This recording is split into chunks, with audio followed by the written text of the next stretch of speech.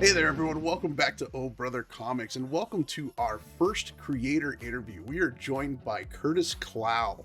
He is a comic book writer who has done a number of books on Kickstarter, as well as also done some gaming stories that is either coming out or has come out, some of them on Steam, if I'm correct. Is that correct, Curtis?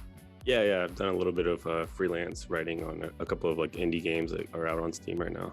Excellent. I'm going to have to check those out. I haven't been on Steam in a while, but my wallet is always hurting from those summer sales when they come around. But yeah, some of the books that you've come out with through Kickstarter, that's where I first came into contact with your work, was through, actually, I got them right here, but The Wild Cosmos. And I absolutely loved this book. I've got a couple copies of it, actually. You have one of the oversized print of the first I've issue. got We're the completely oversized. sold out of those ones, so that's those are gonna be rare. Got two of them. You got two. There you go, man. Yeah, I've got the one with the book plate that you did from your first Kickstarter on it, and then I missed your second one when you came out the second issue, but I was able to pick them up off your issue Nice. 3 one, and absolutely love this book. But so this is one of your books. You've also got another book called Slightly Exaggerated. I haven't had a chance to pick up that one, but I'm really looking forward to hopefully getting that from your website. And then Beastlands, and then you have Majestic, which is your new book that is coming out, and that is on Kickstarter. So we're really looking forward to that. And that one's in a different format, I believe. Is that correct? Yeah, so this will be my first time doing in the past, like all of my self-published stuff has always been single issues on Kickstarter. This is the first time doing like a full trade paperback volume one. So Majestic will be like around 90 pages, like a soft cover trade. Oh, awesome. Awesome. Oh, that's cool, man. Any reason as to why you're looking to change the format, or just really trying to do something new? Just trying to do something new. This is my 13th Kickstarter, so it's always, you're always experimenting, trying new things, and I think I've gained enough of a following where, the only downside to doing like a trade like that is you have to set a higher goal. But with my following, we can, we got successful on like the third day, so it was nothing to worry about. And then plus, you just get all of the art done a lot quicker. So instead of taking 2 years to make like 4 issues, we can kind of get all the money now and probably have it done in like 9 months. And that's awesome. And you bringing up your artwork, I've always loved the art that you've chosen for your books. And it does seem that you have a specific style that you look for, but it's always beautifully done. Colors are amazing. The art is very well done, and it goes so well with the stories. So definitely give it up to the artists that you choose on that. Yeah, so I'm nice. lucky to work with so many amazing artists. I definitely have like distinct art styles I like, and like especially for these stories ideas, I'll usually have like an art style in mind for whatever story it is, and it's fun working with just all of these different artists that are like so good and like so different as far as their styles go. So, Cool. And oh, like go I've ahead, noticed, man. like a lot of your books are through. I think you've been with Scout and now with Dark Horse, right? And so how do you like? You kind of brought up your artists and things like that, and I saw like Majestic is Aniku Panita, if I said that right. And then and your other artists, like how do you go about like?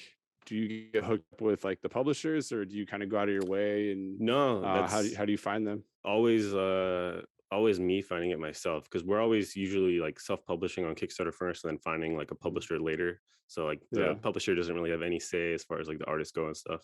So it's just Oh, gotcha. me, like I guess like usually through like social media, maybe from other indie books. I think Pius, he does the work on Slightly Exaggerated. I think I saw him from a different Kickstarter book, and then me and him Oh, linked okay. up. And so just being involved in like the indie comic community, and you just see like now I have like lists of so many great artists, probably like too many that I'll like never get to work with them all. But there's a lot out there. You just have to keep your eye open, because I mean, when you're first starting out, it was hard to like find the right artist, and you have some false starts where you're working with someone and it doesn't work out, and then you have to find a new one. But now, as I've done this for like a number of years, I'm more experienced in trying to find the right fit and making sure like we work together and stuff. Gotcha. Yeah, and that makes like a lot of sense. And it sounds like you've been like in the writing like for a while now, and when you just started, like that networking must have been like at top. Like, was it like I would imagine it's a pretty intimidating or daunting idea to like come out with your first comic. Oh Like, what yeah, was that man. like? Yeah, it was. I mean, I had a day job, and all of my side money went to making The Wild Cosmos. That was actually my first book. So, and then put in tons of hours, thousands of dollars trying to make that first issue, and luckily Yeah. that first Kickstarter was successful. And then that was one of the books where we actually had a different artist, different team on that first issue, and we had to switch teams, find a new artist. So that was a headache, but it was a learning experience. And Oh then man. luckily, the replacement was, really reliable and good as well. So Yeah, it seems Nice. like a lot of writers, they end up finding an artist that they really gel with, and they just become like a team, and they just keep going throughout their history or their future in comic. Are you starting to get to that point, or are you just kind of keeping a plethora of artists that you enjoy so that you can kind of pick and choose depending on the story you're coming up with? for sure. I mean, I'm definitely keeping my eyes open, so I can like pick and choose depending on which story. But I mean, like the Beastlands artist Joe, Pius, the slightly exaggerated artist, and now Iniku on Majestic. I could see myself, doing more stories with all of them if they wanted to, if they have the time. I'm sure they're getting offers from bigger publishers now, but I mean, if they wanted to work with me more, I'd happily like we have a pretty good flow now. Awesome. And speaking of publishers, you just recently announced that Dark Horse is going to be publishing the Beastlands books. Have you looked to try and get more into the publisher game with some of the bigger publishers, or do you like kind of doing it yourself through Kickstarter? I mean, of course, yeah. Like if a publisher wants to pay me a page rate and pay for the artist, and we wouldn't have to kickstart. But I mean, I don't think it hurts to like always kickstart first, and then at least everything's paid for, Hmm. like as far as all the art goes, and then come out. You're kind of getting like the best of both worlds because like Kickstarter is such a different audience than that direct market audience that buys books. So it doesn't hurt. But I mean, I would always be down to go to a publisher directly. Majestic, we were actually in talks with a publisher for a while, and it was just taking too long. So we just said, "Screw it, let's throw it on Kickstarter," and it looks like it paid off with already being successful. Yeah, especially right now, since COVID and everyone being at home, it's been almost like the year of the indie books. And I think it's like a perfect time, especially for the stuff that you come out with, to really kind of jump on that train and get people out there to see your work and build your following even more. Even stuff with like Image, and I don't know if they're one that's more enticing for writers like yourself, where you get to keep a lot of the your work and you keep a lot of the property to yourself. Yeah, I mean, just as a reader, I think Image has always been obviously like one of my favorite publishers. They're always like the top ever since the Walking Dead explosion and all Hmm. that. They've just their quality has just always been up there. But I mean, there's a lot of other publishers that are on the rise, like Boom Studios is killing it lately. I love Boom Studios. Vault, Dark Horse, yeah. Hmm. Yeah, There's Boom so many these Studios. days. And have you heard of the Substack stuff that's going on right now? I have, yeah. I don't know too much about it. I know like Jonathan Hickman has like his Substack form, almost like a mailing list stuff. It's cool. Like I'm always interested in this new stuff going on, so like I'm just keeping an eye on it, see how it turns out. Yeah, like Scott Snyder and Tynion and these guys have all been Yeah, kind of jumping on that train. And I do subscribe to Tinion's, and basically it's just like a newsletter that they put out, but they get to put their comics on. They send them out as PDFs to all that are subscribed. And then I think he does. I think he says he does like 2 books a month or something like that that oh he nice. works through, kind of thing. And then he could put as much out there as he want. And my understanding is with Substack is you get to keep all the rights to your creations and you have full access to publish any way that you want. There's nothing that Substack is going to charge you for or try and get a cut of at that point. But it's an interesting idea, and I know there's a lot of differences of opinion out there in the comic world with Substack. And I think one thing is it reminds me a lot of kind of like what Image did when they first kind of stuck it to the big two with Marvel and DC and left and did their own thing. Um, but everyone have been really enjoying it, and it is something nice that if you really do enjoy a creator, you can actually subscribe to them and help support them directly, which is really kind of nice. Yeah, that's really cool. Like I don't know too much about it, so I'm just keeping an eye on it. Like I have a mailing list where I usually send out pretty weekly, with just some behind the scenes stuff and obviously like promoting anytime I have comics out or Mm. like special previews. But I mean that's cool that people can like pay you directly through Substack, and then plus you can like send comics through there and stuff. It's cool. It's something I'll keep like watching and see how it goes for them. Heck yeah, if you decide to do it, I'll definitely be looking for you. I'd love to Sounds good, man. jump on that. But let's go ahead and let's talk into some of your work that you've done. Let's go ahead and start with the Wild Cosmos, which is one that I really enjoyed. And it's more of a sci-fi kind of adventure story, where we kind of follow a crew, and it seems like this is in the future where Earth is kind of a thing of the past. Human beings are now out in the cosmos and they're kind of surviving out in space. And you have Cooper, who's the captain of this crew, who basically just takes his crew around and they look for supplies to like support everyone, kind of thing. But in his searching, things go awry, and now he's kind of forced to do the bidding of um, this other man in power that has basically captured him. essentially. How did you start to come up with these kind of ideas, and can you give us a little insight on what's to come? Yeah, so we have two more issues left on that series. Once it's all done through Kickstarter and like self-published, then Scout Comics will be releasing it to the direct market Oh, after okay. that. So it'll get released in comic shops and everything. But for that one, I mean, most of the stuff I write is always has like some type of like fantasy or sci-fi twist. It's just that kind of high concept stuff is Hmm. stuff I'm really drawn to. So I feel like my work will always have some type of sci-fi or fantasy flair. But for that one, I guess it's kind of inspired by just all of the sci-fi stuff. I love Firefly, Cowboy Bebop, all of that stuff. Oh, It's more of like a grounded like sci-fi world instead of like Star Wars, which is just like crazy technology with lasers and everything. I try to make it a little more grounded, and it's kind of a story about finding your place and trying to find your home. hmm. No, definitely. That's really interesting to hear. And Zara, how did you come up with her character? I'm still trying to figure out where she gets her powers from. I'm sure we'll Yeah, figure that out so in the next couple that issues, but that's kind of the kind of the fantasy twist of I guess of the Wild Cosmos. So it's kind of like that sci-fi fantasy mix. So she kind of has this like healing ability in this world. Some people have this ability, and so if somebody's like hurt or injured, she can heal them. And then in like the last two issues, you'll kind of see more of that and like the consequences of her power and stuff. now, did you always kind of plan for it to be like a 5 issue run?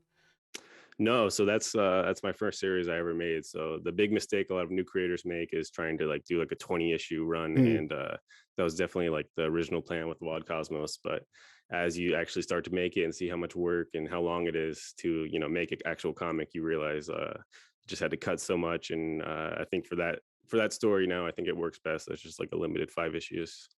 And that's a good thing because Yeah. unfortunately, in today's industry, there are some books that once they get a popularity behind them, the publishers end up really pushing to keep it going, to get that money train going, and it really kind of dilutes the story. So if you have a clear vision, it's sometimes better just to kind of end it and just Yeah, say, you see it in Yeah, like for TV sure. too, like hmm. like Lost. If it Oh didn't yeah. go on for those Mhm. extra last two seasons, it would have been so much better.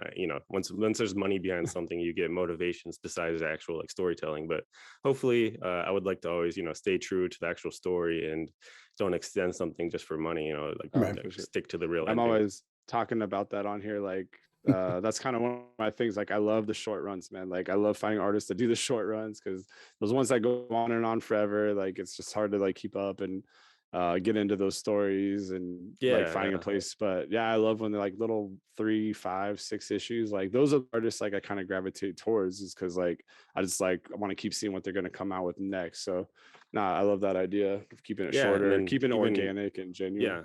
yeah, as like a newer creator, like just to make sure you like it's almost like for your portfolio, if you can show you can tell a good story in like 5 issues or 4 issues rather than trying to drag out this 30 issue thing that might never finish, then it's just going to help out your career probably a lot more.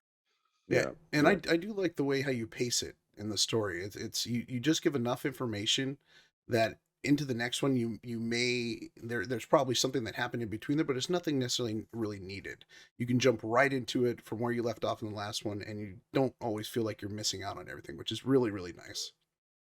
Yeah, it's just I guess everybody has kind of their own storytelling style Hmm. and their own pacing, and I think that way works good for me. Where yeah, you kind of jump and skip a little bit, but there was probably nothing interesting anyway. So you want to obviously you want to like put the most engaging stuff and most interesting stuff in the issue. Right, right. Well, Matt, I know that you were really into the Beastlands. You want to go and ask some questions about Beastlands? Oh yeah, man, for sure. Like I was saying, so I read the first 2 issues of Beastland, sorry, and then Chris informed me. I think you're up to like 6 or 7 now. Yeah, we have up to 7 issues finished. We just finished that Kickstarter back in the summer, so we're working on volume 2, which will be issues 6 through 10. So we got 3 more to go for volume 2. Gotcha. But yeah, I totally love like your characters. And I totally love like the plot. Like it's actually it's really cool because like with the art style, when I first flipped it open to like because Chris told me about you and like look at you obviously as I'm gonna meet you and talk to you. Like I flipped open the book and I thought it was kind of like a young reader's kind of book, like with just the style and like it'd be like the heroes being kids and stuff.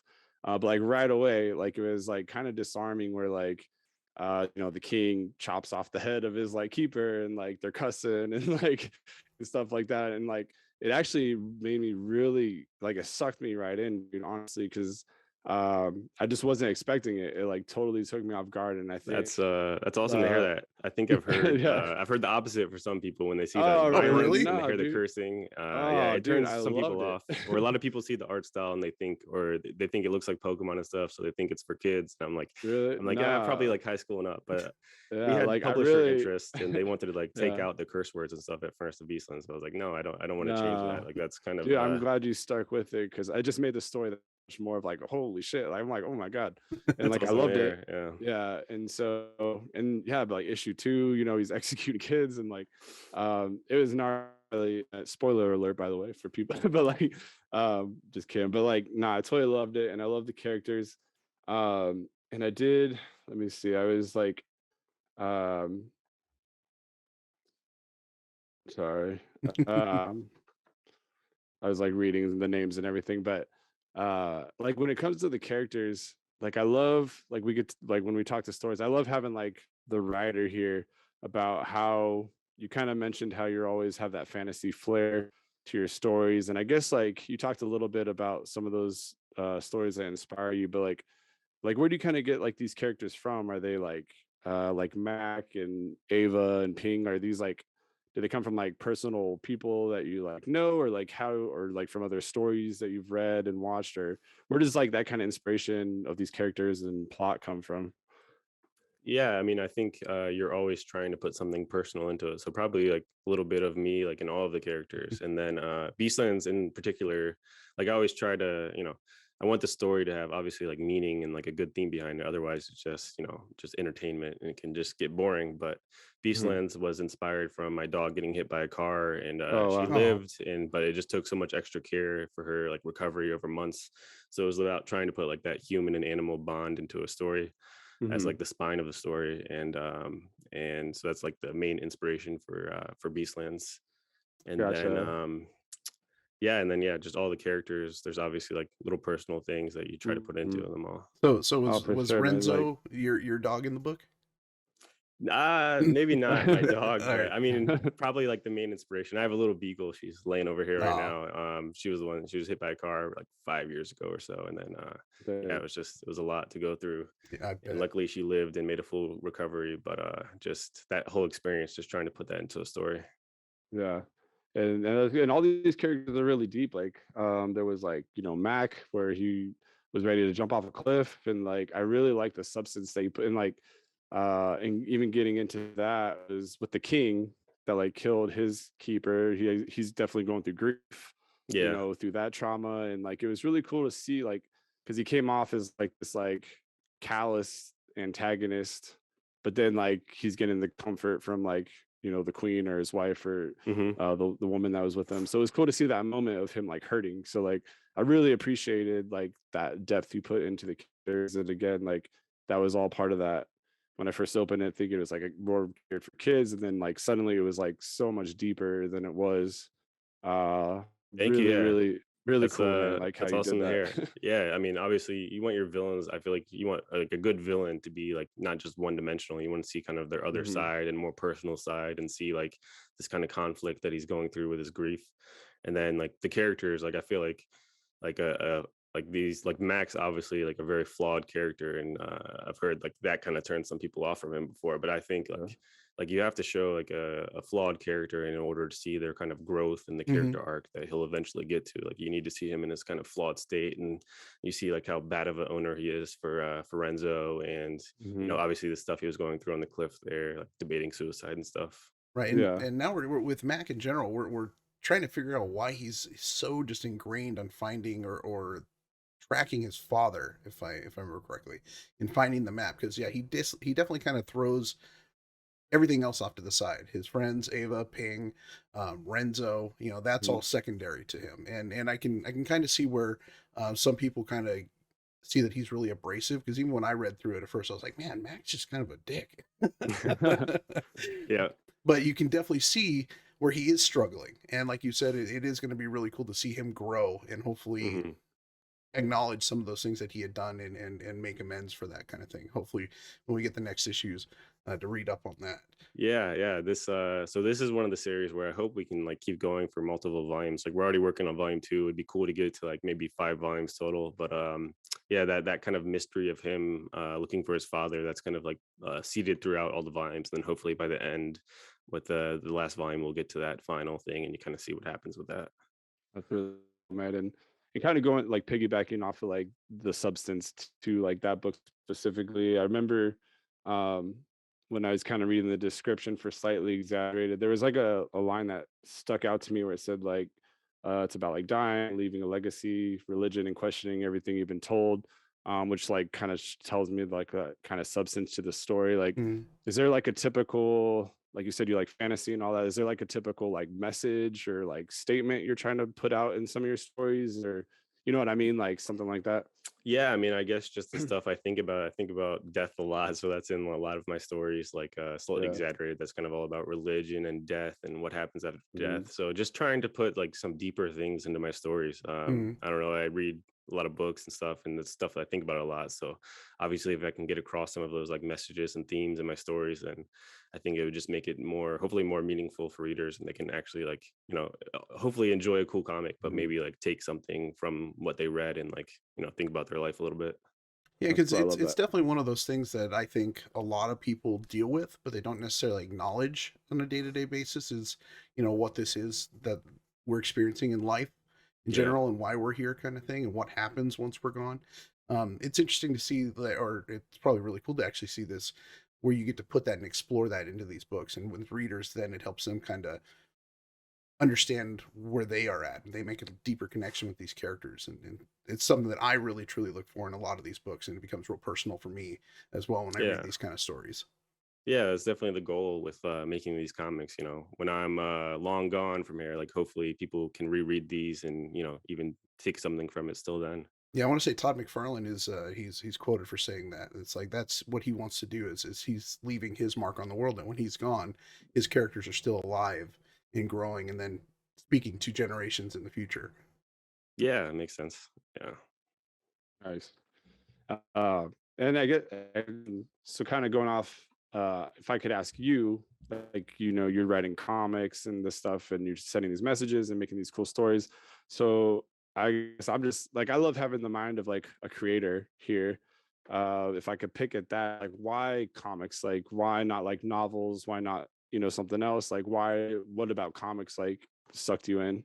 Yeah, so like even from a young age, I always knew like I was pulled to creating and art and like I knew I wanted to tell stories and make these worlds. It was just about finding like the right medium. Like for a while, I thought maybe it would be video games, and that's why I do some of that freelance game writing work.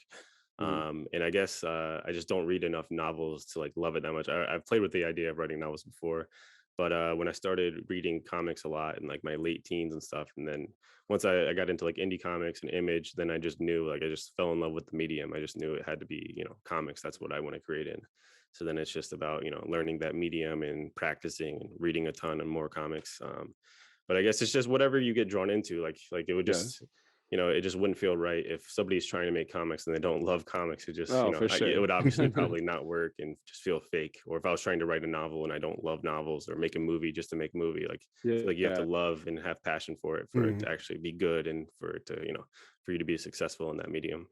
Oh, for sure, and that totally makes sense. Was there like a specific comic or writer that totally like for me, like I love like Sandman and Neil Gaiman, like that's like my story. That dude, like, do you have that comic or that writer Yeah. that like kind of like inspired you? There's a Yeah. few, but Rick Remender is definitely a huge inspiration, and I mean, obviously, he's like hugely successful, but just all of his books, I feel like are pretty high concept stories, and they always have like some deeper meanings and stuff. Like Deadly Class, Black Science, Tokyo Ghost, all Low. They're all just great and like just like really masterful storytelling. He's somebody who's been around a while, so Mhm. take a lot of inspiration from him and all of his books that he makes. Okay. Excellent. Awesome. Well, let's jump over to your new story that's coming out. And can you give us a little insight on what Majestic is about? Yeah, so Majestic is another fantasy adventure series. It's about a shape-shifting girl that has to help an outcast boy return home. The shape-shifting girl, she can like turn into like a bunch of different fantasy creatures, but she hates her human form. And Mm. then the boy, he's been outcast from his tribe and he has to prove himself a man before he can return home. Oh, interesting. So it almost sounds Uh, like, and I want to say maybe I've seen some of this on your Kickstarter posts, but a lot of it is going to be about accepting yourself in your own body in this Yeah. case, and that's kind of where she is that character Yep. in this sense. Yeah. So they're both kind of going through something similar. She's like a young adult age, and he's more like a 11-year-old boy. Oh, But they're both just kind of learning to love themselves on this journey, while she's kind of reluctantly helping him return home to his tribe. And like protecting him, even if she's not like super friendly with him at first. But she spends more time just as these like various creatures, and by the end of the story, hopefully she'll like learn to love her human self too. hmm. Interesting. yeah, Awesome. sounds cool. Very uplifting. And like I saw like the sneak peeks of that, and like the art again like looks amazing, Beautifully and the done. story looks like Mhm. super cool. And that's what I like about like a lot of your comics is just so visually stunning and vivid, and it goes well with the story for sure. Yeah, I think I mean, I just love art too, so like I put a Yeah. lot of thought in who I'm going to be working with and who's going to be drawing and coloring these books. So obviously I'm fans of all of these artists, and like I just want the books to look as pretty as possible. So Yeah, luckily I think I've really lucked out with choosing the right artists for these stories, and they're all like beautiful. for sure, man. Excellent. And that one is on Kickstarter right now, and I think you've got only about a week left, if I remember Yeah, correctly. it'll be done this Tuesday on January 4th, I think. Yeah. Awesome. Yeah, and that got funded really, really quickly. I think you said it was 3 days, and that was Yeah. already funded. And I am definitely looking forward to reading that. So we could probably expect that probably later in the year. I take Yeah, it. yeah. So it'll probably take us, 9 months or so to finish like the full 90 pages of art. And then, another couple months of printing. So hopefully by the end of the year we'll have the trade here, and everything will be finished. Awesome. Heck yeah. Can't wait. Matt, hopefully you pick that up because that book looks amazing. Yeah, dude, I thought like that's when I was first going through like kind of like your website or like what you have. I saw Majestic and I was like looking everywhere for it. I'm like, dude, where's this book? I want to like read this thing. Like yeah, it just looks really good. Yeah, we've been I mean, we had the pitch for that like almost a year ago, back in like December 2020. We started working on that and talking with the publisher. So it feels good to like finally have the Kickstarter up and like finally reveal what this is like my fourth creator owned comic series. So it was we were in the dark for so long with it. So to like have it on Kickstarter and see the success and everything, it feels really good. Yeah, it's really good. Okay, well, congratulations on the successful Kickstarter. That's just an amazing Thank you. feat in Appreciate it. itself. Yeah. Do you have anything else that you're looking to, maybe you can give us a little sneak peek or something that you're working on? Let's see. Nothing yet. Just working on like some new pitches that Mm. hopefully I'll find like some good artists to work on. But there's always, as a writer, that's like the benefit of being a writer. These artists, they can usually only like draw one book at a time, or Hmm. maybe two at most. But as a writer, you can have these like multiple projects going on, just because writing just doesn't take as much time. So I've got a few pitches trying to see just what I can like develop. I just like will do some outlining and like story development myself before I reach out to an artist to like commit to it or anything or show them the pitch. But Yeah. hopefully over the next few months, I'll have some new things that I will start developing. Heck yeah. All right, cool. As a writer, do you have any tips for, beginning writers or people that want to get into the industry? Practice, hiring an editor to like review your scripts and stuff, and like practice scripts, whether 5-page stories, 10-page stories. Just start small, and then like I said, don't try to do that first 20 issue story for your first project. It's not going to work out. It's too Yeah, much work, too don't much money. overwhelm yourself. Yeah, I've everybody makes that mistake. So start small, try to apply to some like anthologies. That's a perfect chance, because you usually don't have to pay for the art yourself. So if you can do like a 10-page story in an anthology, or one issue in an anthology, that's good practice just Mhm. to like perfect your craft. The more you practice, the better you'll get, and you want your stuff to be good, obviously. Definitely. Definitely. Gotcha. Do you have a process that you go through when you're kind of getting in the mood to try and sit down and write? Yeah. So like as a writer, like I'm just thinking about these stories and new ideas like 24/7. So just always thinking about it. And then I write a lot of my ideas on like an actual like physical notebook. I don't know Hmm. why. I don't know if it just comes across better like in my head, but it's just a way to get ideas out. Yeah. And then when you obviously get to like the scripting phase, just some good coffee, some good like instrumental music, and just by then you already have like the outlines and everything. So it's just the scripting isn't too hard. You can usually like finish it in a day or a few hours. but just some good music and some good coffee, some caffeine. Hey, caffeine's the And then, lifeblood around here. Yeah. and then what's it look like for you, like when you're kind of like for your Kickstarter and everything, like how's the marketing side of it? Like, do you go to a lot of cons? Like, how do you just do a lot on Twitter? Like, what does that look like for you to I like go to a market lot your of stuff? cons, but I mean, obviously with COVID, they weren't Mhm. around. With COVID, that's like, I guess Kickstarter did kind of blow up after COVID because that was when my first, like my backers doubled like after the pandemic started. I think one of the Beastlands Kickstarters we had like 1,000 backers for the first time. So I think like with comic shops being down and stuff, it did like expose a lot more people to Kickstarter. But I go to conventions, like I just did 3 in the past month, but I think that's kind of like a different crowd than the Kickstarter crowd. And same with like how the direct market crowd is kind of different than Mhm. conventions and Gotcha. Kickstarter. You'll have some crossover, but Mhm. generally I think they're kind of different. So it's just about, for Kickstarter, I have like a mailing list, and it's about staying consistent with that, with like weekly emails. And it's mostly just marketing to like past backers. So trying to hit them on the mailing list, or on there's a website called BackerKit Launch that you can kind of market to your past backers. But that's pretty much the most marketing I do. I don't really do. I'm kind of active on social media, but I don't really pay for like any ads or anything like that. Oh, okay. Gotcha. And then while you guys were talking, I got a question in my mind where, Chris is kind of asking you, like, what are you working on? What kind of things do you have in the works? I guess, like, I have a similar question, but it's a little bit different where I guess, like, what's the kind of, do you have a story in your head right now that you're kind of like excited, like a story that you want to tell? Do you got something that you're excited about and what that might look like that you haven't worked on yet? You know what I mean? Like, you got that, like, you're always thinking Yeah, of a story. yeah, You like got, the theme and stuff. Yeah, like yeah. I'll always come up with like titles and stuff, and I have like another like, or a notepad in my phone or a notebook here where I'll always like write down these title ideas, and then that's kind of like the spark of these like fantasy and sci-fi ideas. Mhm. And let's see, so like one that I'm working on is like, and then after you get that like initial spark and like idea for this like weird fantasy world, then I'll start to think of like what kind of like deeper story can I tell in this world, and like make the what would make it meaningful for me. So one is kind of this ampho, I can't say this word, anthropomorphic world where it's kind of like about like rising from rock bottom. Then I have Okay. another idea that's this kind of like sci-fi, might be like my first like thriller or horror story, and it's kind Oh, of sweet. Ooh, just okay. about existence. And yeah, I'm excited. Like I've been watching a lot of like more thrillers and stuff, and it's a genre that I want to like tell. And but it would obviously be like kind of in like more sci-fi or fantasy world. Yeah, horror Oh, right now is okay. really big, especially with like Stray Dogs and books like that that have been coming out real big. I think Yeah, yeah. horror's a good one to get into. I'd love to check that out. Do Very you take cool. any inspiration from some of the horror films out there or in the past? Yeah, of course. Like you're always getting inspired. Like even if everything you watch, you're just taking inspiration from it. I'm trying to think. There's been a lot of good like Midsummer and stuff. I really like that kind of like thriller movies, kind of like that kind of style of horror. So just taking inspiration from that. They're all like just really good storytelling. Hmm.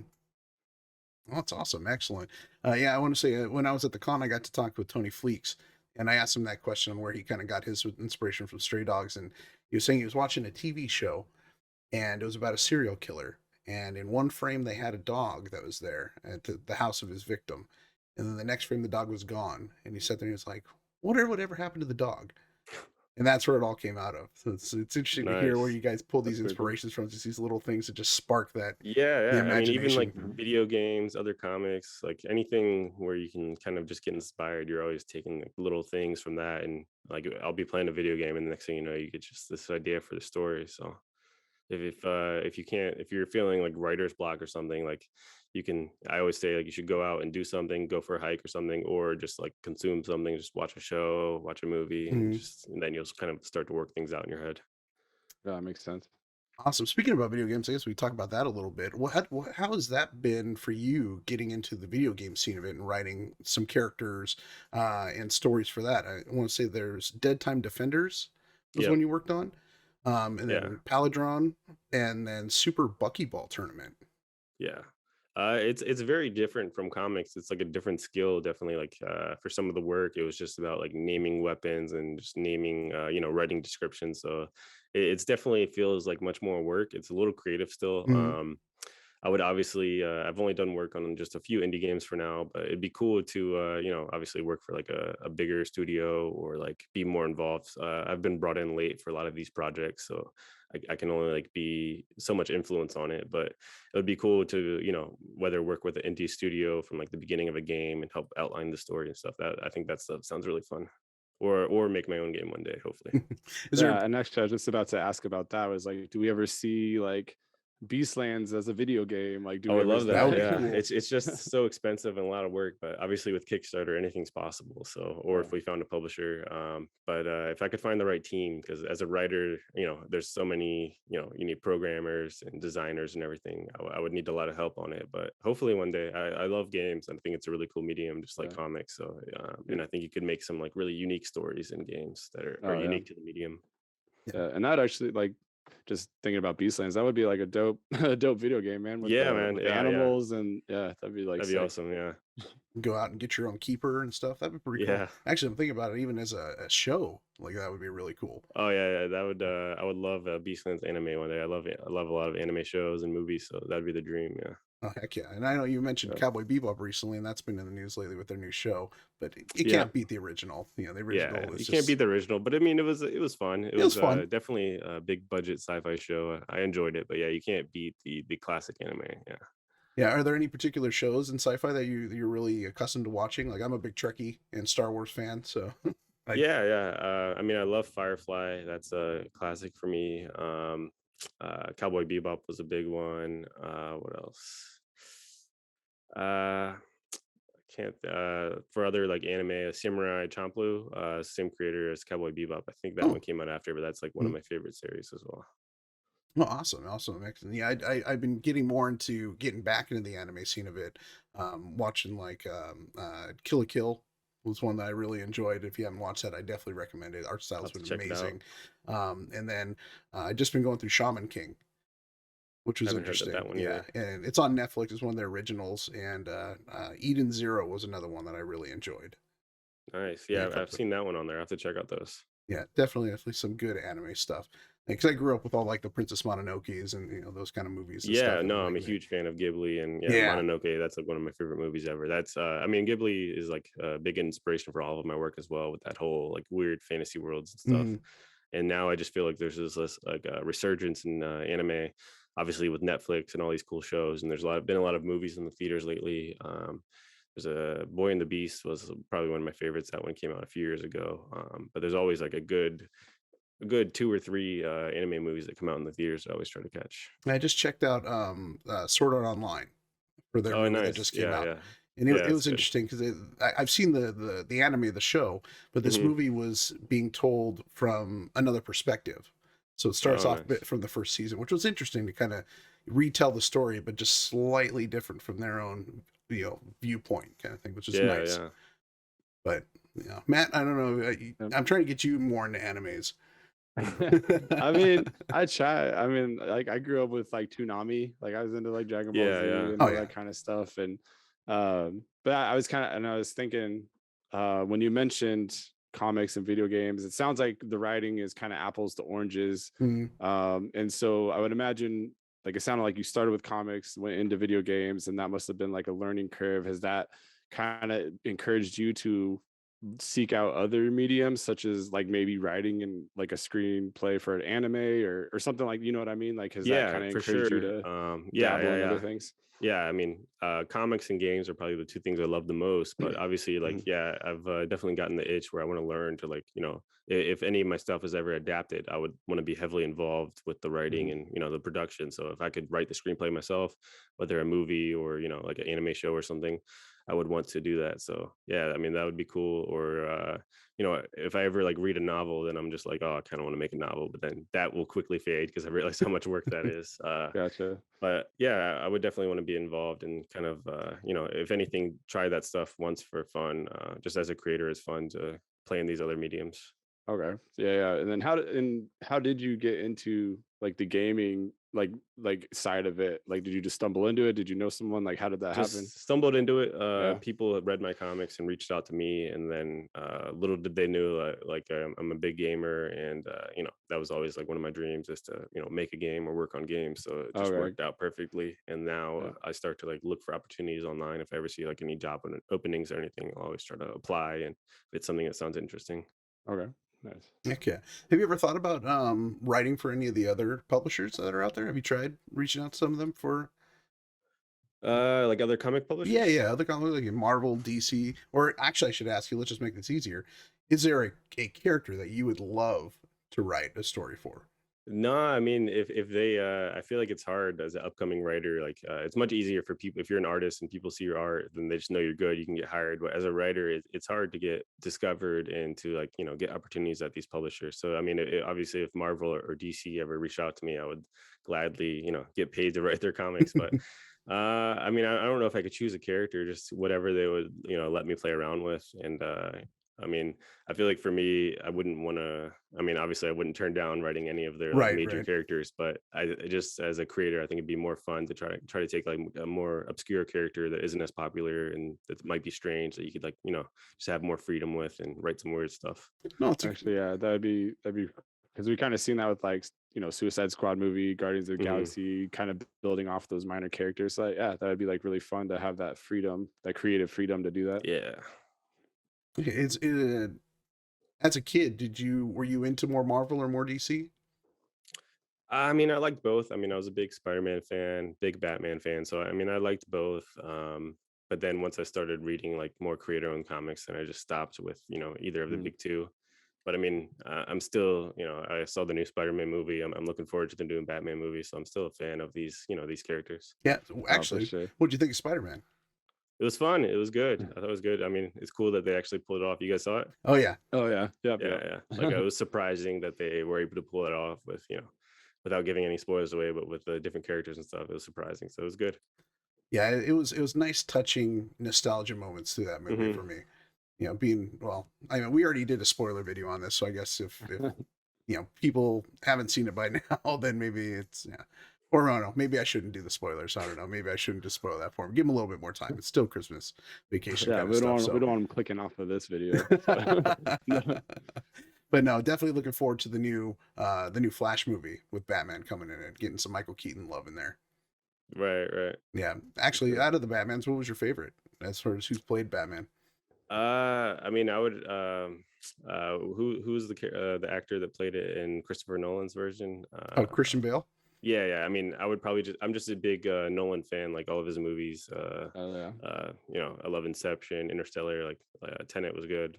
So I think I loved his Batman movies the best. So I would probably have to go with Christian Bale. Yeah. Yeah, and what do you think about the Robert Pattinson stuff coming out? I mean, the trailer looks good. I mean, it looks like he's going to pull off the character. So I'm excited for the movie. It looks good. Yeah, it kind of reminds me of like the Nolan kind of darkness Yeah. that they took from that Dark Knight series. Yep. But yeah, I'm hoping because anytime we get a good DC film, that's I know. right up Yeah. my alley. I mean, yeah. You just want it to be good. So hopefully it turns out good. So far, I mean, everything looks good. All the trailers. Heck yeah, awesome. Well, Matt, do you have any more questions for Curtis? Yeah, I mean, I get so real quick, remind me, how many years have you been kind of doing the Kickstarter and doing your stuff? Let's see. I think my first Kickstarter was like early 2017, but I was probably working on that first comic for almost 2 years before that with just false For starts sure. and finding Mhm. new artists and stuff, and just as my Yeah, first project, just figuring it out.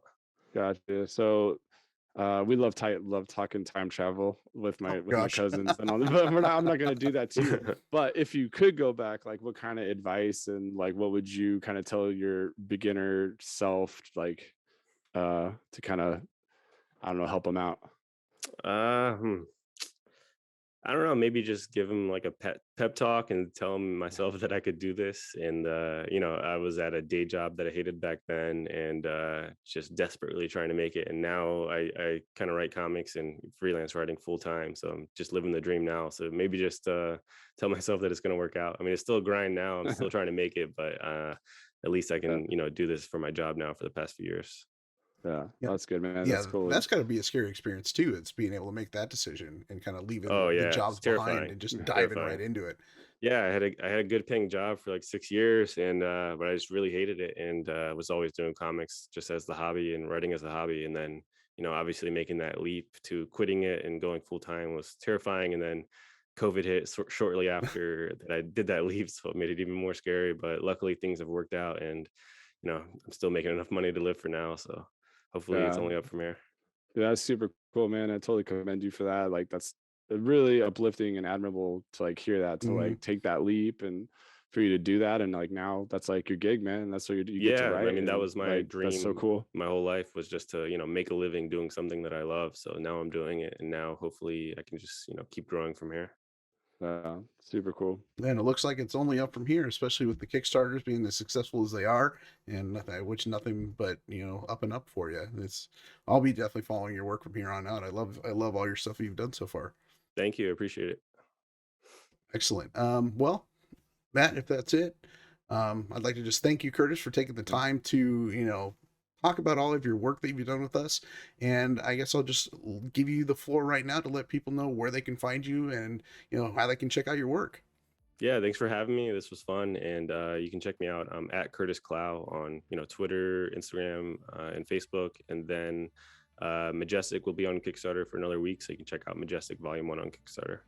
Heck yeah, guys, definitely go check it out on Kickstarter. It's an amazing book. And check out his website and look for the Beastlands coming out from Dark Oh Horse yeah, here soon. I totally forgot. Yeah, Beastlands will be out by Dark Horse in 6 months. It comes out June 20th, 2022. You can pre-order now, Amazon, Barnes and Noble, everything. Heck yeah, Awesome. definitely check it out, guys. Again, Curtis, thank you so much for being our first interview tonight, and it's been so much fun just to get to know you. Hopefully we can do this again. Yeah, definitely. I would love to come back on, and thank you for having me on for your first interview. It was fun. Yeah, heck yeah. Well, Yeah, dude. yep, thanks again, guys. Definitely check out Curtis. We'll see you guys next time. Peace. Wanna hold back.